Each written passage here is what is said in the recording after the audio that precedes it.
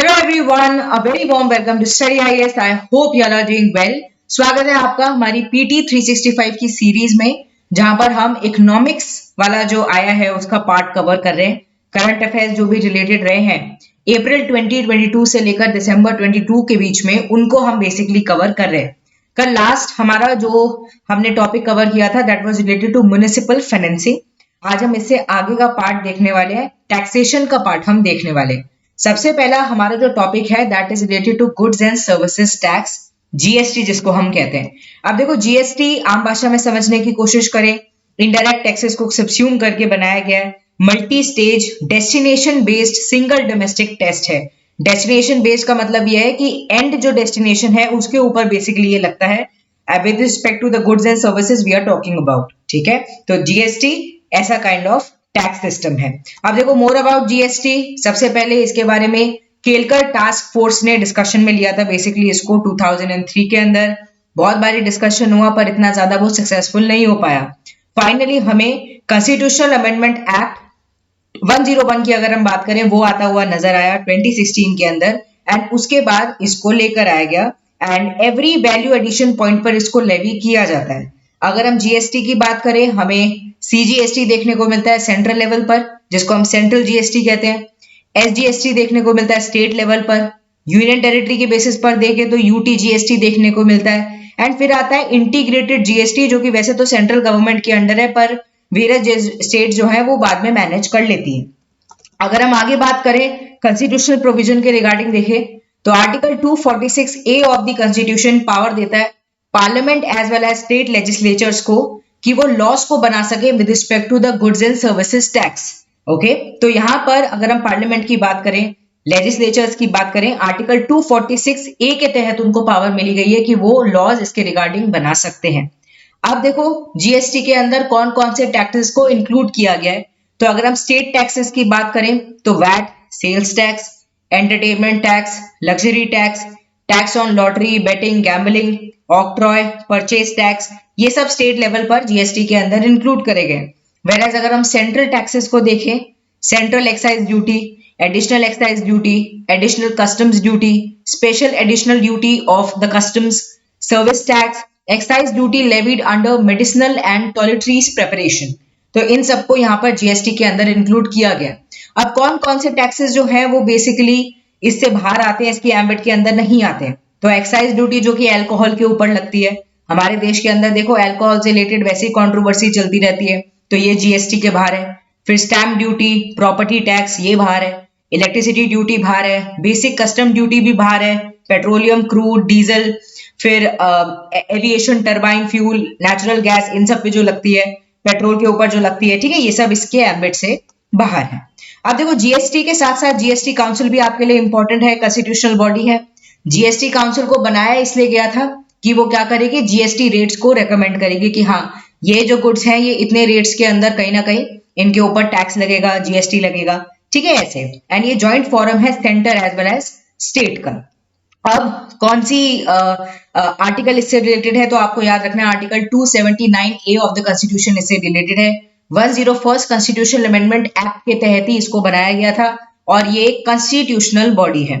अब यहाँ पर स्टेट का कैसा रिप्रेजेंटेशन होता है, अनइक्वल रिप्रेजेंटेशन हमें स्टेट्स का देखने को मिलता है अगर हम in terms of total weightage of the votes देख रहे हैं। तो ये बात याद रखना, यूपीएससी का कोई भरोसा नहीं, यूपीएससी आपसे पूछ ले कि नहीं जीएसटी काउंसिल के अंदर क्या होता है, इक्वल रिप्रेजेंटेशन हमें हर स्टेट का देखने को मिलता है, पर आपको याद रखना है नहीं, अनइक्वल रिप्रेजेंटेशन यहाँ पर है।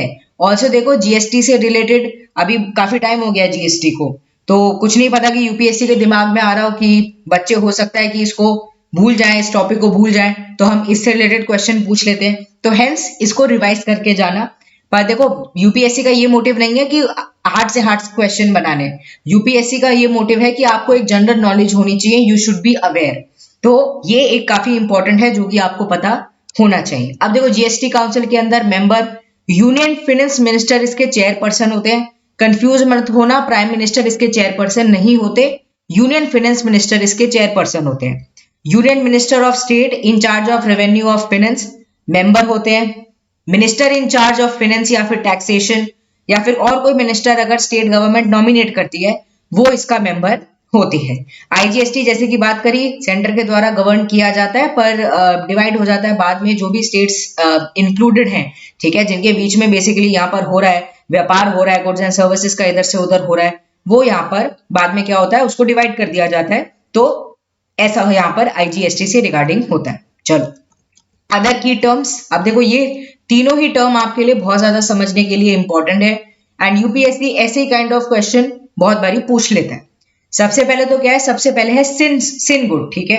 अब देखो सिन गुड का क्या मतलब है, सिन गुड का मतलब है वो गुड्स जो कि कहीं ना कहीं सोशली अगर हम देखें डेट्रीमेंटल है, या फिर बहुत अच्छे गुड्स नहीं है, ये ऐसे गुड्स हैं जो कि कहीं ना कहीं आपके पेरेंट्स ने भी वार्न किया होगा कि कंज्यूम मत करो, या फिर ये अच्छे नहीं है, ठीक है, सिन गुड्स माने जाते हैं ये। तो इनके ऊपर क्या करती है सरकार, स्पेशल टैक्स लगाती है, इन गुड्स एंड सर्विसेज के ऊपर स्पेशल टैक्स लगाती है, जैसे कि टोबैको हो गया, ठीक है, पान मसाला हो गया, ये सब इनके ऊपर क्या लगता है, स्पेशल टैक्स लगता है, जिसको सिन टैक्स कहते हैं। इसके बाद देखो सर्कुलर ट्रेडिंग, सर्कुलर ट्रेडिंग का मतलब ये है जब जो ट्रेडर्स होते हैं वो कोशिश करते हैं कि वो सरकार को कहीं ना कहीं फर्जी इनवॉइस दिखाकर अपना जो इनपुट टैक्स क्रेडिट है उसको अवेल कर ले, इसको कहा जाता है सर्कुलर ट्रेडिंग। अब देखो सर्कुलर ट्रेडिंग में हो क्या रहा है, ये जो ट्रेडर्स हैं ये बेसिकली झांसा देने की कोशिश कर रहे हैं सरकार को, झूठ मूठ ये बताने का कि देखो इस प्रोडक्ट को बनाने में हमने इतना इनपुट लगाया है, इतना पैसा लगाया और हम पहले ही टैक्स कहीं ना कहीं दे चुके हैं, इसलिए वो इनपुट टैक्स क्रेडिट सरकार से ले लेते हैं। एंड इसकी वजह से क्या होता है, देखो हमें ओवरऑल अगर हम बिगर इम्पैक्ट देखें हमारी इकोनॉमी पर ही असर पड़ेगा। तो इसको क्या कहा जाता है, इसको सर्कुलर ट्रेडिंग कहा जाता है। इसके थ्रू आप कैसे याद कर सकते हैं कि देखो ट्रेडर्स क्या कर रहे हैं, घुमाने की कोशिश कर रहे हैं, सर्कुलर ट्रेडिंग, सर्क्यूलर, घुमाने की कोशिश कर रहे हैं किसको, सरकार को। कुछ कुछ चीजें कभी कभार याद नहीं रहती, इकोनॉमी के अंदर बहुत सारे टर्म्स हैं, तो अपने खुद के कुछ कंसेप्ट बना लिया करो जिससे आपको चीजें आसानी से याद हो जाए। अगला देखो, अब देखो यहाँ पर input tax credit word use हुआ है, तो आपको पता होना चाहिए कि इनपुट टैक्स क्रेडिट क्या है। तो इनपुट टैक्स क्रेडिट का मतलब है, it means that at the time of paying tax on the output one can reduce the tax that has already been paid on the input and pay balance amount. तो input tax credit अगर कोई भी avail करता है तो basically वो ये कह रहा है कि जब हम इनपुट लगा रहे थे, रॉ मटेरियल एंड और पूरे प्रोसेस के अंदर थे, उस टाइम पर हमने समय समय पर टैक्स दिया है, तो हम वापस क्यों दे, डबल टैक्स क्यों दे। तो इसलिए क्या करते हैं वो सरकार को दिखाकर, इनवॉइस दिखाकर क्या करते हैं कि जो इनपुट टैक्स क्रेडिट है उसको ले लेते हैं, एंड जितना अमाउंट फाइनल का उनको देना होता है, जो बचा कुछ अमाउंट होता है उसको वो दे देते हैं, उसको पे कर देते हैं। तो इससे फायदा हो जाता है, and ITC can be claimed only for the business purposes. तो इसको कहा जाता है इनपुट टैक्स क्रेडिट। अब देखो तीनों ही वर्ड इंपॉर्टेंट है, ऐसे जो वर्ड्स हैं यूपीएससी आपसे पूछ सकता है। अब जीएसटी की बात कर रहे हैं तो जीएसटी कंपनसेशन सेस भी इंपॉर्टेंट हो जाता है। नाम से ही समझने की कोशिश करो, कंपनसेशन, कंपनसेशन का मतलब ये है कि आप कहीं ना कहीं किसी का अगर नुकसान हो रहा है, आप कोशिश कर रहे हो कि आप उसके नुकसान को कम कर सको, या फिर आप उसको फायदा देने की कोशिश कर रहे हो। तो अभी क्या हुआ है, as per the goods and services tax period of levy and collection of cess rules 2022, ये जो कंपनसेशन सेस है इसको बढ़ा दिया गया, इसके टाइम को और बढ़ा दिया गया है, 2026 तक ये रहेगा, ठीक है। तो जुलाई 1 2022 से मार्च 31 2026 तक ये अभी रहने वाला है। अब पहले क्या था, पहले ये बोल दिया गया था कि देखो 5 साल के लिए रहेगा, 2022 में ये एंड होने वाला था जून में, बट जीएसटी काउंसिल, जिसको हमने अभी डिस्कशन में लिया, chaired by the union finance minister, उन्होंने ये डिसाइड कर लिया कि हम क्या करेंगे, हम इसको और भी ज्यादा एक्सटेंड कर देंगे जिससे जो स्टेट्स हैं उनका नुकसान नहीं हो। अब देखो जीएसटी कंपनसेशन सेस है क्या, सेस स्पेशली किसी पर्टिकुलर पर्पस के लिए लगाया जाता है टैक्स, उसको कहा जाता है सेस। अब यहाँ पर क्या है, जब जीएसटी ये बोला गया कि नहीं हम जीएसटी लेकर आ रहे हैं, स्टेट्स ने मांग रखी कि देखो हमें तो बड़ा नुकसान होगा, एकदम से जीएसटी लाना भी हमारे लिए कहीं ना कहीं फिजिबल नहीं रहेगा, हमें रेवेन्यू में भी लॉस हो सकता है। तो सरकार ने कहा कि ठीक है, अगर ऐसा कुछ होगा तो हम उसको कंपनसेट कर देंगे। तो इसके लिए क्या है, जीएसटी कंपनसेशन सेस आया।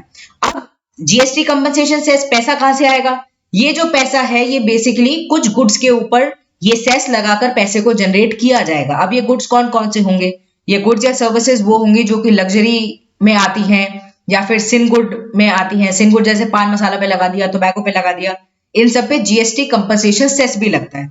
तो इससे जो पैसा जनरेट होता है, इससे क्या कोशिश करी जाती है, इससे ये कोशिश करी जाती है कि कंपनसेट कर दिया जाए स्टेट्स को, जो भी जीएसटी से रिलेटेड उनके पास रेवेन्यू लॉस हुआ है उसको बेसिकली कंपनसेट कर दिया जाएगा। तो इसको कहा जाता है GST compensation cess.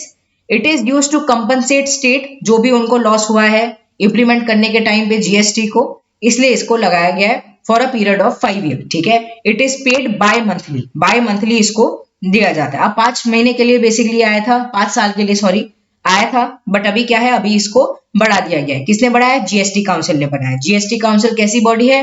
Constitutional body है। एक टॉपिक अगर इकोनॉमी में पढ़ने बैठ रहे हो, कोशिश करो कि आसपास के टॉपिक भी आपके रिवाइज हो जाए। जीएसटी पढ़ा, जीएसटी कंपनसेशन सेस पढ़ा, जीएसटी काउंसिल पढ़ा, कॉन्स्टिट्यूशनल आर्टिकल कौन से रिलेटेड है वो पढ़ा। ठीक है, ऐसे अगर आप पढ़ोगे तो जीएसटी से रिलेटेड कोई भी क्वेश्चन आपका गलत नहीं होगा। आगे बढ़ते हैं। GST applicability on the pre packed and labelled goods. अब under the GST single passages food item कुछ होते हैं, जैसे कि सीरियल्स के हो गए, दालों के हो गए, आटे के हो गए, जो कि 25 किलो तक का वेट रखते हैं, उनको कंसिडर किया जाएगा कि वो प्री पैकेज्ड हैं या फिर लेबल्ड आइटम्स के अंदर आते हैं या फिर गुड्स के अंदर आते हैं। अब इनके ऊपर कितना जीएसटी लगेगा? इनके ऊपर 5% का जीएसटी लगेगा। पर अगर कोई रिटेल शॉपकीपर लूज क्वांटिटी में बेच रहा है, किसी भी रिटेल शॉप में जाना आपने देखा होगा, बोरी में क्या होता है, लूज में भी दालें वाले ये सब रखी होती है ना। तो if a retail shopkeeper in loose quantity from the item brought from a manufacturer या distributor in a 25 kg pack, अगर वो 25 kg का पैक भी हो, पर ये है कि उसके ऊपर जीएसटी नहीं लगेगा क्योंकि वो लूज में कहीं ना कहीं बेचा जा रहा है। ओके, पर जो pre packaged and label items हैं, गुड्स हैं, उनके ऊपर क्या है, 25 किलो तक के पे 5% का जीएसटी लगेगा। चलो आगे बढ़ते हैं। Anti profiteering. अब देखो, एंटी प्रॉफिटियरिंग समझने से पहले भी प्रॉफिटियरिंग का मतलब आपको पता होना चाहिए। प्रॉफिटियरिंग बेसिकली एक ऐसा एक्ट है, जानबूझ के ये एक्शन किया जा रहा है जिससे क्या किया जाए कि जो बेनिफिट है वो फर्दर रेसिपिएंट तक नहीं पहुंचाया जाए। अब ये कौन करता है? ये ज्यादातर हमें देखने को मिलता है कि जो सप्लायर्स हैं वो बेसिकली करते हैं, जिससे क्या हो, जो बेनिफिट है वो पास ना हो सके रेसिपिएंट तक। जो भी टैक्स रेट का डिडक्शन उनको मिला है, इनपुट टैक्स क्रेडिट मिला है, वो रेसिपिएंट तक ना जाए। ठीक है, इसकी ये कोशिश करते हैं। अब ये जो एंटी प्रॉफिटियरिंग है, इससे related central board of indirect taxes and custom ने, जो कंपटीशन कमीशन ऑफ इंडिया है, उसको बेसिकली यहां पर बोल दिया है कि आप इससे रिलेटेड इश्यूज को देखोगे, आप इनको मैनेज करोगे। Section 177 of central GST act 2017 के तहत बेसिकली प्रॉफिटियरिंग को डिफाइन किया गया है एंड एनएए यहां पर फॉर्म किया गया है। एनएए क्या है? एनएए एक स्टैट्यूटरी मैकेनिज्म है अंडर द जीएसटी लॉ, जिसके थ्रू जो भी ऐसे जो कहते हैं ना गलत काम हो रहे हैं या फिर जो भी अनफेयर प्रॉफिटियरिंग एक्टिविटीज सप्लायर्स के थ्रू किया जा रहा है, उसको बेसिकली यहां पर क्या करा जाएगा, उसको देखा जाएगा, उन एक्टिविटीज को ऑब्जर्व किया जाएगा, चेक किया जाएगा। And under the sunset clause, ये जो एनएए का टेन्योर है, इट वाज 2 इयर्स, बट अभी जीएसटी काउंसिल ने इसको क्या कर दिया है, इसको फर्दर एक्सटेंड कर दिया है, इसको फर्दर आगे बढ़ा दिया। अब देखो ये एनएए क्या है? एनएए है नेशनल एंटी प्रॉफिटियरिंग अथॉरिटी। ठीक है, इसको यहां पर फॉर्म किया गया। चलो अगले टॉपिक की तरफ मूव ऑन करते हैं। अगला टॉपिक है डिजिटल टैक्स। अभी क्या हुआ है, जो G24 ग्रुपिंग है, they have basically shown objection. ठीक है, they have objected to the proposal of making sovereign commitment to not introduce any future digital services tax. ठीक है, जैसे कि इक्वलाइजेशन लेवी लगता है या फिर और जो भी ग्लोबल टैक्स डील पे लगता है। ठीक है, उन सब के रिगार्डिंग इन्होंने ऑब्जेक्शन को शो किया है कि ऐसा नहीं कि आप इनको नहीं लगा सकते। आप देखो, डिजिटल सर्विसेज टैक्स की अगर हम बात करते हैं, इससे पहले समझने की कोशिश करो कि कोई भी डिजिटल टैक्स होता है वो किन के ऊपर लगता है। तो जो भी डिजिटल गुड्स हो गए, सर्विसेज हो गए, बिजनेसेस एक्टिविटीज हो गए, उनके ऊपर ये डिजिटल टैक्स बेसिकली लगाया जाता है। डिजिटल सर्विसेज टैक्स पार्ट है ओईसीडीज 2 पिलर प्लान का, जो कि 2021 के अंदर लेकर आया गया था एंड काफी मेजर कंट्रीज ने, 138 कंट्रीज ने इसको माना था, इंक्लूडिंग इंडिया। अब इंडिया ने इसको माना, इसलिए ये जो ओईसीडी के 2 पिलर प्लान है, इसके बारे में हमें पता होना चाहिए। इसके अंदर रिफॉर्म ग्लोबल टैक्सेशन रूल इसके बारे में है। फिर एड्रेस द टैक्स चैलेंजेस, जो भी डिजिटलाइजेशन की वजह से हारे हैं इकोनॉमी के, ठीक है, इनके बारे में बताया गया। अब OECD inclusive framework on BEPS भी इंपॉर्टेंट है। बीईपीएस क्या है? Base erosion and profit shifting. इसका मतलब यह है कि tax planning strategy used by the multinational enterprises that exploit the gap and mismatches in the tax rule to avoid the paying tax. अब देखो इसमें क्या है, basically base erosion and profit shifting क्या होता है। बहुत सारी ऐसी मल्टीनेशनल एंटरप्राइजेस होती हैं, जैसे एक देश में जा रही हैं, दूसरी देश में जा रही हैं, वो क्या करती हैं, उन्हें दोनों देश, जैसे दो देश में है वो, ठीक है, उनका कनेक्शन है, वो ऑब्जर्व करेंगे कि दोनों देश के अंदर टैक्सेशन सिस्टम कैसा है, लूप होल्स को देखेंगी, गैप को देखेंगी और फायदा उठाने की कोशिश करेंगी। अब फायदा इनको क्या मिल सकता है? फायदा इनको ये मिल सकता है कि वो क्या करेंगी, कोशिश करेंगे कि कैसे वो टैक्स को पे ना करे या फिर मैनिपुलेशन करने की कोशिश करें। इसको कहा जाता है base erosion and profit shifting. यही वजह है कि बहुत सारी मल्टीनेशनल कंपनीज जो हैं वो क्या करती हैं, जो सेफ हेवन्स होती हैं वहां पर जाने की कोशिश करती हैं कि वहां पर वो अपने एंटरप्राइजेस को फले फुलाएं। ठीक है, तो ये बेसिकली यहां पर होता है। To address that tax avoidance, जो ओसीईडी जो फ्रेमवर्क है, is based on the two pillars. Pillar 1 क्या है? री एलोकेशन हो टैक्सिंग राइट्स का, applied to about 100 biggest MNEs, ठीक है, with the global turnover above 20 billion euros and profitability above 10%। तो इनके ऊपर क्या होगा? इनके ऊपर रीएलोकेशन होगा टैक्सिंग राइट्स का। पिलर 2 क्या है? Global anti base erosion mechanism. इसमें क्या किया जा रहा है? ग्लोबल मिनिमम कॉर्पोरेट टैक्स लगाया जा रहा है और 15% 2023 से ये हर लार्ज जो मल्टीनेशनल एंटरप्राइज है उसके ऊपर ये लगेगा, जिसका रेवेन्यू अबव 750 मिलियन कहीं ना कहीं देखने को मिल रहा है, उनके ऊपर ये लगेगा ही लगेगा। तो अगर आप टैक्स दे रहे हो नहीं दे रहे हो कोई मतलब नहीं, ये जो ग्लोबल मिनिमम कॉर्पोरेशन टैक्स है ये लगेगा ही लगेगा। ये चीज को यहाँ पर लाया गया। ग्लोबल मिनिमम टैक्स की अगर हम बात करते हैं, it is also known as the global minimum corporate tax, क्योंकि कॉर्पोरेट्स के ऊपर ये लग रहा है। एंड ये पार्ट है इंक्लूसिव फ्रेमवर्क ऑन बीईपीएस का, base erosion and profit shifting का। इससे क्या किया जाएगा? प्रिवेंट किया जाएगा मल्टीनेशनल ये जो एंटरप्राइजेस है इनको, कि ये ऐसा नहीं हो कि लो टैक्सेस दे रहे हैं या फिर टैक्सेस को अवॉइड करने की कोशिश कर रहे हैं, सेफ हेवन कंट्रीज के अंदर जा रहे हैं, ठीक है, टैक्स हेवन के थ्रू कहीं ना कहीं प्रॉफिट को कमा रहे हैं, ठीक है, इसको हम अवॉइड कर पाएंगे। And we will also make them pay taxes wherever they operate, चाहे कहीं भी कर रहे हो, चाहे यहाँ कर रहे हो लद्दाख के हमारे देश के अंदर कहीं भी कर रहे हो, चाहे और किसी कंट्री में यूएई में कर रहे हो, कहीं भी आप कर रहे हो, even if they do not have a physical presence, ठीक है, कहीं ना कहीं डिजिटली भी आप चल रहे हो, आपको ये देना ही पड़ेगा। तो इसको कहा जाता है ओसीईडी, इंक्लूसिव फ्रेमवर्क ऑन बीईपीएस। ठीक है, चलो आगे बढ़ते हैं। आप देखो about the digital tax in India, जैसे कि हमने बात करी डिजिटल टैक्स जो है डिजिटल गुड्स सर्विसेज बिजनेसेस इनके ऊपर लगता है। इंडिया ने इंट्रोड्यूस किया है 6% इक्वलाइजेशन लेवी, है ना। अब ये किनके ऊपर लग रहा है? ये बेसिकली जो भी डिजिटल हमें नॉन रेजिडेंट कंपनीज देखने को मिल रही है, जैसे कि गूगल हो गया, ठीक है, फेसबुक हो गया, इन सब पे बेसिकली लगेगा। एंड ये स्टार्टिंग में किसके ऊपर लगा था? बेसिकली सिर्फ जो भी एडवर्टीजमेंट सर्विसेज आ रही हैं, जो भी एड्स एंड ऑल आ रहे हैं, इनके ऊपर 6% इक्वलाइजेशन लेवी लग रहा था। 2020 के अंदर हम क्या लेकर आए? इनकम जो टैक्स एक्ट है हमारा, ठीक है, उसको हमने और एक्सपेंड किया, उसके अंदर हम चेंजेस लेकर आए।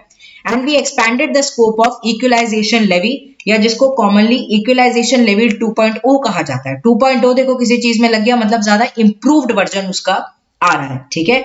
तो as the part of finance act 2020 इसको लेकर आया गया था। अब इसके अंदर बेसिकली क्या किया गया? It is to set to stay beyond 2023 as a global tax deal which was to replace such levies by individual nation by then faces implementation challenges। तो जो भी implementation challenges हो रहे हैं उनको हटाने के लिए बेसिकली इंप्रूवमेंट लाई गई थी। इसके अंदर और भी टैक्सेस को इंक्लूड किया गया है। एंड 2% का अभी डिजिटल सर्विसेज टैक्स लगेगा या फिर इक्वलाइजेशन लेवी लगेगा ट्रेड एंड सर्विसेज के ऊपर of foreign e commerce company, जैसे कि अमेजॉन हो गया एंड वॉलमार्ट ओन्ड फ्लिपकार्ट हो गया, ठीक है। इनके ऊपर क्या लगेगा? 2% का डिजिटल सर्विसेज टैक्स लगेगा। अब ये भी कौन कौन सी कंपनीज है? देखो ई कॉमर्स में भी वो कंपनीज जिनका एनुअल टर्नओवर 2 करोड़ या उससे ज्यादा है।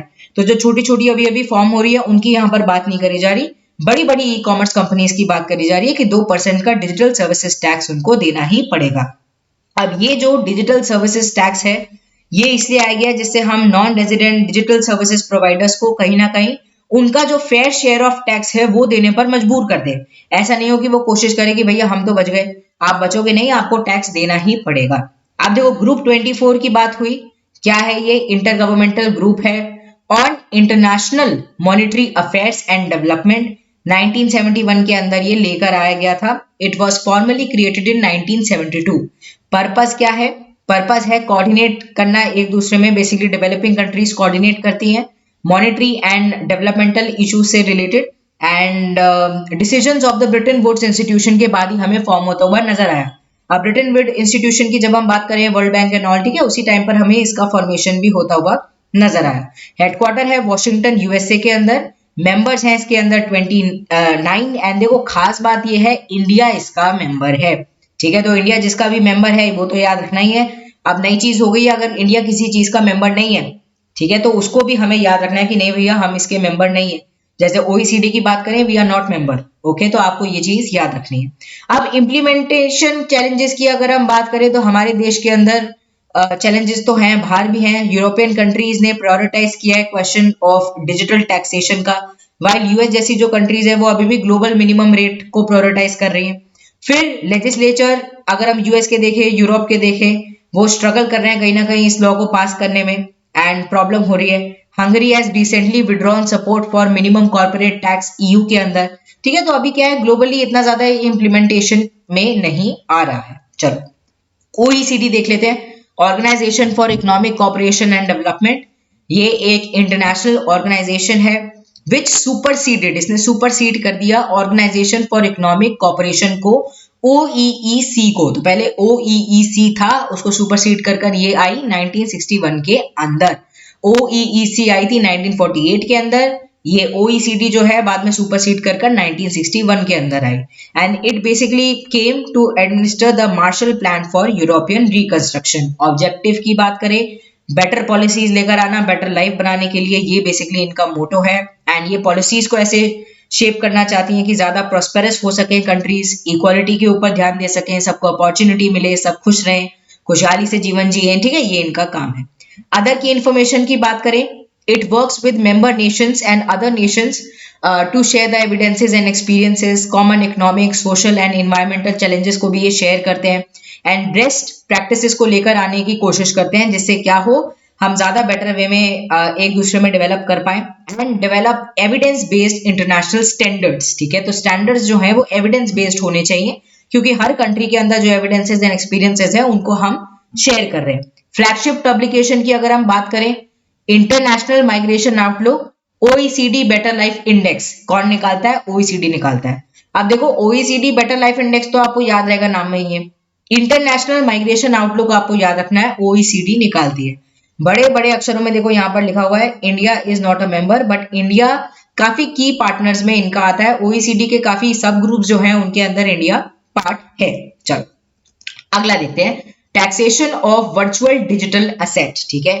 तो CBDT, central board of direct taxes ने बेसिकली अमेंड किया है इनकम टैक्स रूल्स को एंड स्पेसिफाई किया है वेव्स को, बहुत सारे वेव्स को, जिससे हम कंप्लाई कर सके न्यू टीडीएस प्रोविजन के साथ साथ, ठीक है। तो जो न्यू टीडीएस प्रोविजन है उनके साथ साथ हम चल सके, इसके लिए इसको लेकर आया गया है। चलो अब देखो नीचे देखो, अंडर द रूल्स जो टीडीएस है ऑफ 1% उसको लेवी किया जाएगा on payment towards the VDS, ठीक है। तो इनके ऊपर ये चीज लगेगी, या फिर जो क्रिप्टो करेंसीज हैं, जो भी वर्चुअल चल रही हैं एसेट्स, ठीक है, उनके ऊपर बेसिकली ये लगेगा 1% का TDS beyond 10,000 in a year, ठीक है। इसके अलावा देखो थ्रेशहोल्ड लिमिट, ये जो टीडीएस है वुड बी 50,000 अ ईयर, कुछ स्पेसिफाइड पर्संस के लिए, जिसके अंदर इंडिविजुअल्स आते हैं, बहुत सारे जो हिंदू अनडिवाइडेड फैमिली है, ठीक है, उनके आते हैं। तो who are required to get their account audited under the IT act. तो ये बेसिकली यहाँ पर मेजर हमें आता हुआ नजर आया चेंज। अब देखो फाइनेंस बिल 2022 ने डिफाइन किया वीडीएस को under the IT act 1961 as कोई भी इंफॉर्मेशन या फिर कोड या फिर नंबर या टोकन जो कि क्रिप्टोग्राफिक वे के थ्रू कहीं ना कहीं लेकर आया गया है and which can be transferred, आप उसको इधर से उधर ट्रांसफर कर सकते हो, स्टोर कर सकते हो, इवन ट्रेड कर सकते हो इलेक्ट्रॉनिकली, उसको बेसिकली वीडीए कहा जाता है या वर्चुअल एसेट्स के अंदर कहीं ना कहीं देखा जाता है। ये क्या है, इसके अंदर नॉन फंजिबल टोकन्स भी इंक्लूड होते हैं, क्रिप्टो करेंसीज एंड ऑल भी इंक्लूडेड होते हैं, ठीक है, सब इसके अंदर बेसिकली आते हैं। इसके अलावा देखो it is a digital representation of value that is exchange with या फिर without the consideration, crypto currencies, NFTs, फिर dematerialised share, promotional currencies, e book, सब इसके अंदर इंक्लूड होती हैं। आरबीआई ने हाईलाइट किया है क्रिप्टो करेंसी रिस्क को, जैसे कि डॉलराइजेशन ऑफ इकोनॉमी हमें देखने को मिल रहा है कि क्रिप्टो करेंसी के यूज की वजह से डॉलर का इस्तेमाल हद से ज्यादा हो गया है। अब देखो डॉलर का इस्तेमाल हद से ज्यादा नुकसानदायक नहीं है, हमारे देश की खुद की करेंसी अगर उसकी वजह से इफेक्ट होने लग जाए वो हमारे लिए बहुत बड़ी नुकसान है, हमारे जो सोवरेन इंटरेस्ट है वो उसमें डेट्रीमेंटल होते हुए नजर आएंगे। Promoted as decentralised international virtual currency, they are allowed as the legal tender या फिर made official currency by some countries. तो बहुत सारी कंट्रीज ने इन्हें लीगल टेंडर भी बना दिया है, या फिर बहुत सारी कंट्रीज ने इन्हें जैसे कहते हैं ना मान्यता दे दी है, करेंसी के रूप में इसको देखा जा रहा है। बट अभी भी ये है कि हमें बहुत सारी में नहीं देखने को मिलता है, जैसे कि हमारे देश के अंदर अभी इतना है नहीं। अब कंसर्न ओवर वीडीए क्या है कि हाईली रिस्क एसेट है, ये लार्जली अनरेगुलेटेड हमें देखने को मिलते हैं। एंड अगर हम बात करते हैं कि रेगुलेटरी रिकोर्स नहीं है फॉर एनी लॉस या फिर कोई भी ट्रांजैक्शन से रिलेटेड कि आपका लॉस कंपनसेट कर दिया जाएगा। फाइनेंशियल सिस्टम की स्टेबिलिटी बिगड़ सकती है इनकी वजह से, क्योंकि डॉलराइजेशन का रिस्क है, डॉलर का यूज बहुत ज्यादा बढ़ जाएगा। डॉलराइजेशन का मतलब ये use of US dollar is raising, ठीक है, इन एडिशन टू और instead of the domestic currency. तो डोमेस्टिक करेंसी की मान्यता कम हो रही है, डॉलर की ज्यादा बढ़ रही है, तो ये हमारे लिए नुकसानदायक है। ऑल्सो एनोनिमस यूज का जो रिस्क है वो कहीं ना कहीं सामने रहता है। अब एनोनिमस यूज हो रहा है तो जो पैसा जनरेट होगा वो एनोनिमसली इस्तेमाल भी किया जा सकता है। टेरर फाइनेंसिंग में हो रहा है, मनी लॉन्ड्रिंग में हो रहा है, ड्रग ट्रैफिकिंग में हो रहा है, क्या पता। तो ये कुछ रिस्क हैं जो कि यहाँ पर कहीं ना कहीं हमें अभी भी देखने को मिलते हैं। अब एक और वर्ड है dedollarisation. It describes a move कि आप डॉलर डोमिनेंट वर्ल्ड से कहीं ना कहीं अलग हट रहे हो।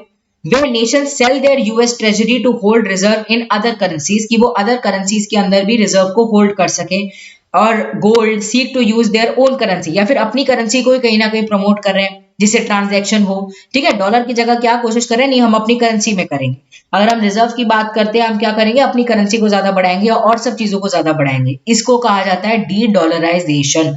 एंड बहुत सारी इकोनॉमी ये करती है जिससे डॉलर की जो डोमिनेंसी है उसको वो कहीं ना कहीं हटा सके। अब टैक्सेशन ऑन वीडीए अगर हम समझने की कोशिश करते हैं तो income from the transfer of VDA, ठीक है, अगर आप वीडीए को ट्रांसफर कर रहे हो वो टैक्सेबल है, एंड फ्लैट 30% का यहाँ पर टैक्स लगता है without the ability to offset. तो आप ये नहीं कि आप इधर उधर कोशिश करो कि ये कैसे अवॉइड हो जाए, आप अवॉइड नहीं कर सकते। अगर आप किसी भी काइंड ऑफ वर्चुअल एसेट को आप इधर से उधर कर रहे हो, जैसे क्रिप्टो करेंसी कोई क्यों ना कर रहे हो, 30% का टैक्स यहाँ पर लगेगा। कोई भी डिडक्शन आपको इस पे नहीं मिलेगी। बहुत बार होता है ना डिडक्शन सरकार प्रोवाइड कर देती है, कोई भी डिडक्शन आपको नहीं मिलेगी। एंड अगर गिफ्ट भी आपको कोई कर रहा है कोई भी काइंड ऑफ वीडीए, तो वो भी टैक्सेबल होगा at the hand of the recipient. आप देखो रेगुलेशन ऑफ वीडीए एडवर्टाइजमेंट की अगर हम बात करें, एडवर्टाइजिंग की अगर हम बात करें, कंज्यूमर प्रोटेक्शन एक्ट 2019 ने कहा, ले डाउन किया पेनल्टीज कि अगर आप एंडोर्स कर रहे हो in case of misleading advertisement कहीं ना कहीं दे रहे हो विद रिस्पेक्ट टू वीडीए, तो आपके ऊपर पेनल्टीज लग सकती है। By advertising standard council of India, ठीक है, तो अगर हम advertising standard council of India की बात करें, उन्होंने भी गाइडलाइंस को इशू किया है कैसे आप प्रमोशन करोगे, एडवर्टाइजमेंट करोगे क्रिप्टो का, एनएफटीज का, mandating all VDA products and services to carry a disclaimer. अब जो भी कोई भी वीडीए सामने आ रहा है, कोई भी क्रिप्टो आ रहा है, एनएफटी आ रहा है, ठीक है, जो भी आ रहा है आपके सामने थ्रू एडवर्टाइजमेंट, डिस्क्लेमर सामने आएगा कि ये रिस्क यहाँ पर एसोसिएटेड है, इसलिए ध्यान से यहाँ पर पैसे को अपने खर्च करें। ASCI की बात करें, वॉलंटरी सेल्फ रेगुलेटिंग ऑर्गेनाइजेशन है। अब देखो खुद ही समझो, सेल्फ रेगुलेटरी है, इसका मतलब ये कि बाइंडिंग नहीं होंगी इसकी चीजें।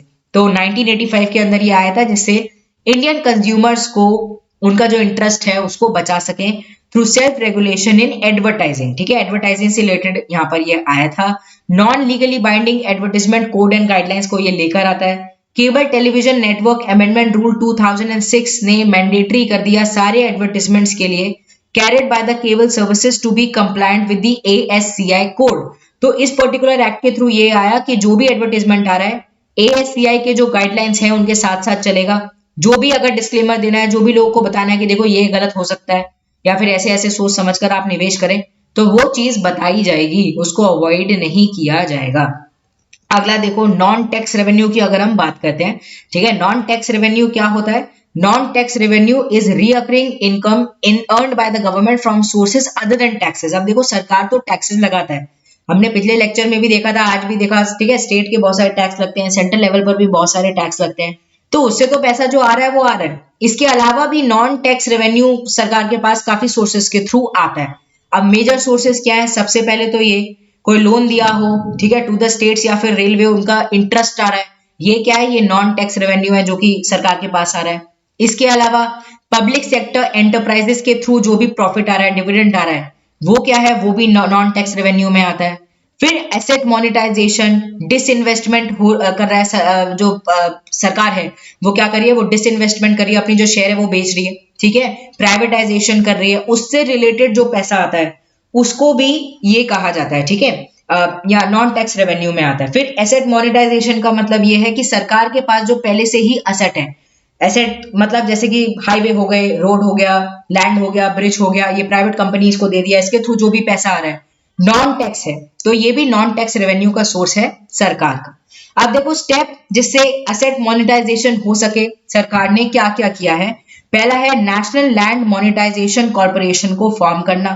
गवर्नमेंट कंपनी है, होली 100% गवर्नमेंट के यहाँ पर है स्टेक, एंड ये इसलिए लाया गया जिससे एग्रीगेट किया जा सके लैंड को फ्रॉम ऑल द पीएसयू, ठीक है, public sector undertakings that are either being wound up या फिर बीइंग सोल्ड, ठीक है, तो यहाँ पर यहाँ से पैसा किया जाएगा। इसके अलावा देखो नेशनल मोनेटाइजेशन पाइपलाइन, ये जो नेशनल मोनेटाइजेशन पाइपलाइन है, यहाँ पर क्या किया जा रहा है, बेसिकली सरकार एम कर रही है कि वो एसेट मोनेटाइजेशन को कहीं ना कहीं जनरेट कर पाएगी 6 लाख करोड़ तक का। NITI Aayog has been entrusted with the mandate कि वो इसको डेवलप करवाएगा। अब देखो एसेट मोनेटाइजेशन का मतलब यहाँ पर ये है कि सरकार जो भी एसेट सरकार के पास पहले से ही है, सरकार के एसेट जैसे कि हाईवे, रोड, ठीक है, ब्रिजेस, लैंड, ये सब हो गया, इनके थ्रू सरकार कोशिश करेगी कि हम क्या करें, फायदा उठाएं, हम इनके थ्रू पैसा जनरेट करें। पैसा जनरेट कैसे होगा, प्राइवेट पार्टीज को ये दे दिया, ठीक है, लीज पे दे दिया, प्राइवेट पार्टीज इनको संभाल रही है, टोल वगैरह एंड ऑल, ठीक है, ऐसे कहीं ना कहीं सरकार पैसा जनरेट करती है। एंड अगर पैसा जनरेट होगा, कैपिटल कहीं ना कहीं जनरेट होगा, कैपिटल एक्सपेंडिचर और भी ज्यादा अच्छा हो पाएगा। तो ये है नेशनल मोनेटाइजेशन पाइपलाइन के अंदर। अब देखो ऐसा ही इससे पहले सरकार लेकर आई थी नेशनल इंफ्रास्ट्रक्चर पाइपलाइन, जिसके अंदर ये था कि सरकार क्या कर रही है, 110 लाख करोड़ का कहीं ना कहीं पैसे जनरेट करेगी, जिससे वो इंफ्रास्ट्रक्चर के ऊपर उस पैसे को लगा सके। इसके अलावा देखो alternative mechanism on strategic disinvestment 2019 के अंदर ये लेकर आया गया था, जिससे स्ट्रेटेजिक डिसइन्वेस्टमेंट को देखा जाए। सेंट्रल पब्लिक जो पब्लिक सेक्टर एंटरप्राइजेस हैं उनका, ठीक है, मेंबर्स कौन है, finance minister, minister for the road transport, highway, minister representing the respective administrative department, ठीक है, ये सब लोग इसके अंदर हैं। अब देखो स्ट्रेटेजिक डिसइन्वेस्टमेंट क्या होता है।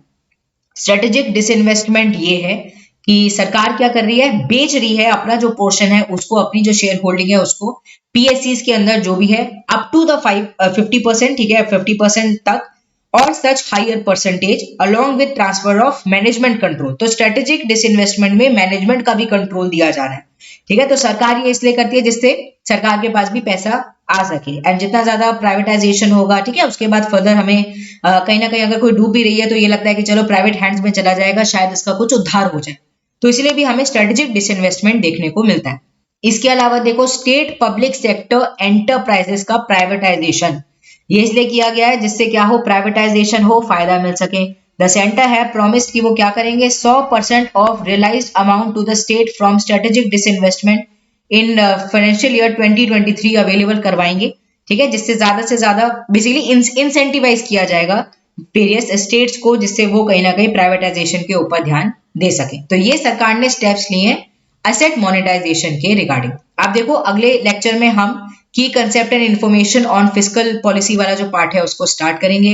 अगर आपको लेक्चर अच्छा लगा तो जल्दी से लाइक का बटन दबा दो, स्टडी आइज को सब्सक्राइब कर दो। ऐसे ही आप हमारे साथ ये जो इकोनॉमी की सीरीज है इसको आप कवर करते रहिए, एंड अगर आप लगातार इसको कवर करेंगे पता भी नहीं चलेगा, डेली में आपका पूरा जो PT 365 है वो कवर हो जाएगा। एंड अभी क्या है, प्रीलिम्स काफी ज्यादा पास है, एंड आई होप कि आप लोगों की जो रिवीजन है वो जोरों शोर से चल रही है। ऐसे ही आप अपनी तैयारी को रखिए, कॉन्फिडेंस लूज मत करना। देखो ये समय ऐसा है, यहाँ पर क्या है, अपने आप को डाउट करने लग जाते हैं कि अरे और लोगों का तो देखो ऐसा हो रहा है, हमारे तो मार्क्स भी अच्छे नहीं आ रहे, स्कोर भी अच्छे नहीं आ रहे। देखो ये टाइम ये सब सोचने का नहीं है, ये टाइम है लर्निंग का, क्योंकि अभी जितना याद कर लोगे ना शायद पूरे साल में भी इतने तेजी से अच्छे तरीके से याद नहीं कर पाओगे। तो अभी जितना भी टाइम है यूटिलाइज करो, अच्छे से पढ़ो, रिविजन करो। अगर आप आधा घंटा भी एक लेक्चर में लगा रहे हो, कोशिश करो उसका आउटपुट आपको अच्छा मिल सके। ओके, चलो मिलते हैं कल। Bye bye everyone, take care and have a wonderful day ahead.